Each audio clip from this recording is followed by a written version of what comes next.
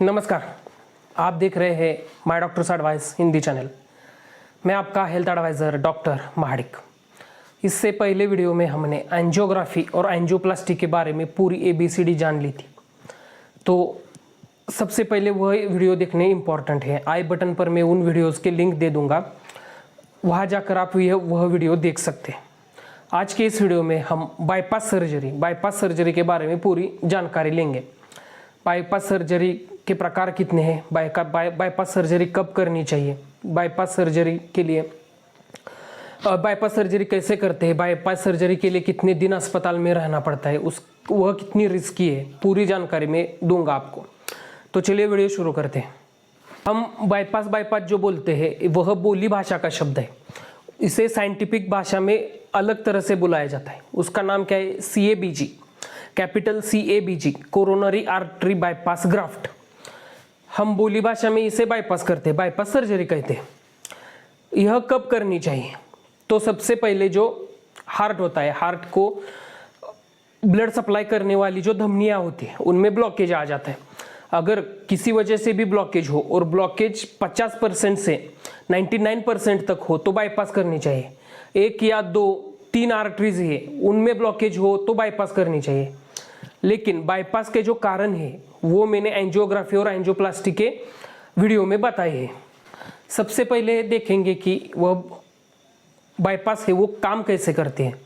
उसमें क्या किया जाता है कि बाईपास सर्जरी में जिधर एंजियोग्राफी करके पता लगाया जाता है कि किधर किधर ब्लॉकेज है, और उसके बाद जिधर जिधर ब्लॉकेज है उधर जिधर ब्लॉकेज है, समझ लो इस वाली धमनी में इधर ब्लॉकेज है, तो क्या करते हैं ऊपर और नीचे दोनों जगह छोटे छोटे छेद उस आर्टरी को किए जाते हैं।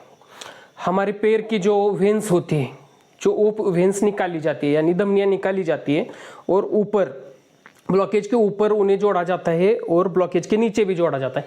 इससे क्या होता है कि पहला जो ब्लड फ्लो था इधर जाता, जो ब्लड फ्लो था उसमें 99% तक ब्लॉकेज थे, इसलिए वो अच्छी तरह से ब्लड फ्लो आगे नहीं जा पा रहा था। लेकिन वो ब्लड फ्लो अब क्या होगा कि इस साइड वाली धमनी से जाएगा, आर्टरी से जाएगा, और ऊपर उसके आगे के जो हार्ट मसल है उसे अच्छी तरह से ब्लड सप्लाई होगा। अगर एक ही जगह ब्लॉकेज हो तो एक वेन इस्तेमाल की जाती है और बाईपास किया जाता है, उसे सिंगल बाईपास कहते हैं। 2 हो तो 2 वेन निकाली जाती है लेग से, पैरों से, और उसे 2 बार बाईपास किया जाता है, उसे डबल बाईपास। इसी तरह से 3 हो तो ट्रिपल बाईपास, 4 हो तो क्वाड्रपल बाईपास, यह टर्म्स यूज में किए जाते हैं। इसी वजह से क्या होता है कि पूरी हार्ट को अच्छे से ब्लड सप्लाई होता है और हार्ट हेल्दी रहता है। अब हम बाईपास सर्जरी के प्रकार देखेंगे। बाईपास सर्जरी का पहला प्रकार है ऑन पंप बाईपास सर्जरी। इसमें क्या है कि हार्ट लंग बाईपास मशीन, इसका इस्तेमाल किया जाता है।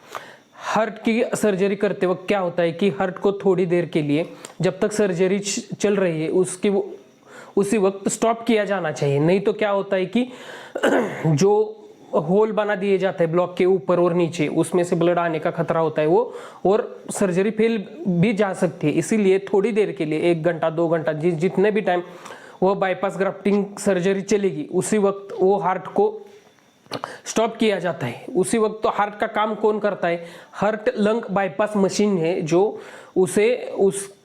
उसको हार्ट का काम सौंपा जाता है। हार्ट का पूरा शरीर का जो काम है, ब्लड पंपिंग का, ऑक्सीजनेशन का, प्यूरिफिकेशन का, वो काम हार्ट लंग बाईपास मशीन का करती है। तो उसे थोड़ी देर तक हार्ट को रेस्ट दिया जा सकता है, और उसके बाद जो है कोल्ड जो सॉल्यूशन होता है वो हार्ट में डाला जाता है। इसी वजह से हार्ट जो है वो पंपिंग अपना बंद कर देता है। और दूसरा क्या है कि वो ऑफ पंप का इसका मतलब क्या है कि जो हार्ट लंग बाईपास मशीन है पहले में यूज की जाती है वह इसमें यूज नहीं की जाती। इसकी वजह से क्या होता है कि हार्ट जो होता है, हार्ट शुरू ही होता है, उसका पंपिंग, उसका काम शुरू होता है, और साइड में सर्जरी भी शुरू होती है। यह थोड़ा रिस्की हो जाता है।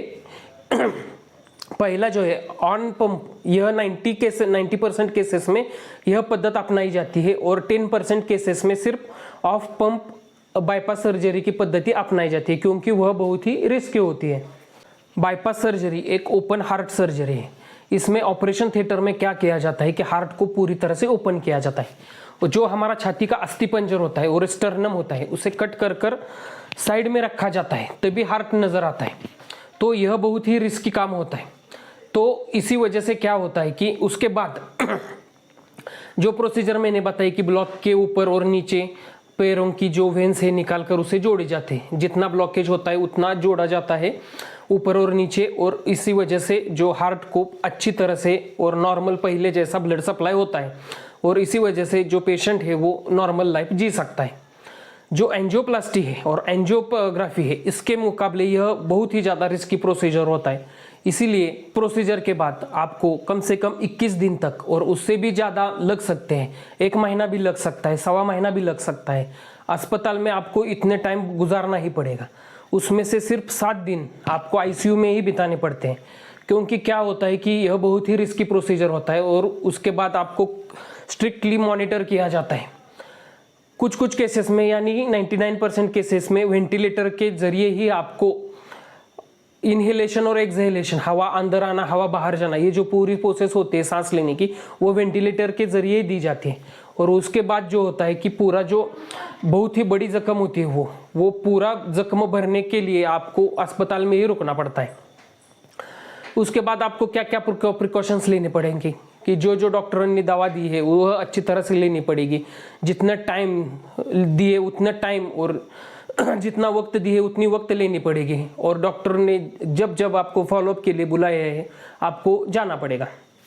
तो आज के इस वीडियो में बस इतना ही। मैंने आपको बाईपास सर्जरी के बारे में पूरी जानकारी दी। मुझे लगता है आपको वीडियो पसंद आया होगा। पसंद आए तो उसे लाइक कीजिए, ज़्यादा से ज़्यादा शेयर कीजिए और हमारे चैनल को सब्सक्राइब कीजिए।